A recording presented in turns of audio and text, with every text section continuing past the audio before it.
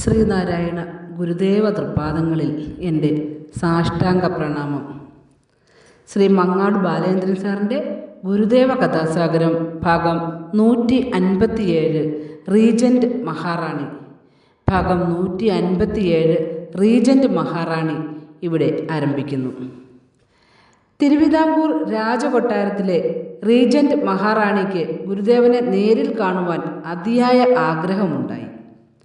ഒരു ദിവസം വർക്കലയിലെ പ്രസിദ്ധമായ ജനാർദ്ദനസ്വാമി ക്ഷേത്രത്തിൽ ദർശനം നടത്തുന്നതിനായി മഹാറാണി കൊട്ടാരത്തിൽ നിന്നും എത്തിച്ചേർന്നു. ക്ഷേത്രത്തിന് തൊട്ടടുത്തുള്ള ഒരു കൊട്ടാരത്തിലായിരുന്നു അവർ താമസിച്ചിരുന്നത്. ഗുരുദേവനെ കാണണമെന്നുള്ള ആഗ്രഹത്തോടെ അടുത്ത ദിവസം അവർ കൊട്ടാരത്തിൻ്റെ കാർ ശിവഗിരി മഠത്തിലേക്ക് അയച്ചു. ഗുരുദേവനെ കൊട്ടാരത്തിലേക്ക് കൂട്ടിക്കൊണ്ടു വരുന്നതിനായിട്ടായിരുന്നു അത്.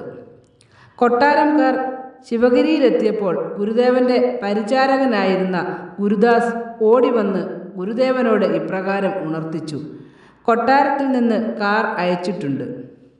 അപ്പോൾ ഗുരുദേവൻ ഗുരുദാസിനെ നോക്കി ചോദിച്ചു: കാർ അയച്ചാൽ നാം പോകണമെന്നുണ്ടോ? ഗുരുദാസ് മൗനമായി നിന്നു. അല്പം കഴിഞ്ഞ് ആ കാർ വന്നതുപോലെ തന്നെ കൊട്ടാരത്തിലേക്ക് മടങ്ങിപ്പോവുകയും ചെയ്തു. അതിനടുത്ത ദിവസം പ്രഭാതത്തിൽ ഗുരുദേവൻ കാറിൻ്റെ ഡ്രൈവർ ജനാർദ്ദനനെ വിളിപ്പിച്ചു. ജനാർദ്ദനൻ ഓടി വന്ന് അപ്പോൾ ഗുരുദേവൻ കാറിൽ കയറിയിരിക്കുകയായിരുന്നു. ജനാർദ്ദനൻ കാർ സ്റ്റാർട്ട് ചെയ്തപ്പോൾ ഗുരുദേവൻ കൽപ്പിച്ചു: കടപ്പുറത്തേക്ക് പോകട്ടെ. അല്പനേരത്തിനുള്ളിൽ കാർ വർക്കല പാപനാശം കടപ്പുറത്തെത്തി. ഗുരുദേവൻ കാറിൽ നിന്നിറങ്ങി. എന്നിട്ട് കടൽ തീരത്തുകൂടി കുഴൽവെള്ളം വീഴുന്ന ഇടം വരെ നടന്നുപോയി. അതിനുശേഷം മടങ്ങി വന്ന് കുറച്ചുനേരം ചക്രവാള സീമയിലേക്ക് നോക്കി കടപ്പുറത്ത് നിന്നു. ആ വിവരമറിഞ്ഞ് റീജൻറ്റ് മഹാറാണി ഉടനെ കൊട്ടാരത്തിൽ നിന്നിറങ്ങി കടലോരത്തുള്ള കുന്നിൻ്റെ മുകളിലേക്ക് വന്നു. അപ്പോൾ ഗുരുദേവൻ കടലിന് അഭിമുഖമായി നിൽക്കുന്നത് കാണാമായിരുന്നു. അവർ അവിടെ ഗുരുവിനെ വന്ദിച്ചുകൊണ്ട് നിന്നു.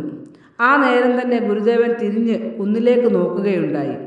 അകലെ വന്ദിച്ചു നിൽക്കുന്ന മഹാറാണിയെ കണ്ട് ഗുരുദേവൻ മന്ദഹസിച്ചു. ഗുരുദേവനെ കാണണമെന്ന മഹാറാണിയുടെ ആഗ്രഹം അങ്ങനെ സഫലമായി. സാക്ഷാൽ പരബ്രഹ്മരൂപനാം സദ്ഗുരുദേവനെ വാഴ്ത്തി വണങ്ങിടുവിൻ. സർവവും സാധ്യമാകുന്നു സകലർക്കും ഉർവിയിലീശ്വരാനുഗ്രഹത്താൽ.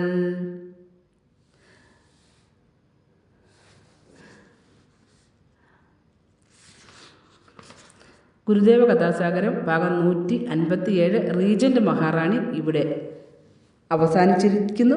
ഇതിൽ വന്നിട്ടുള്ള തെറ്റുകുറ്റങ്ങൾ സദയം ക്ഷമിക്കണമെന്ന് ഗുരുദേവ നാമത്തിൽ അറിയിക്കുന്നു. നന്ദി, നമസ്കാരം. ഗുരുധർമ്മം വിജയിക്കട്ടെ.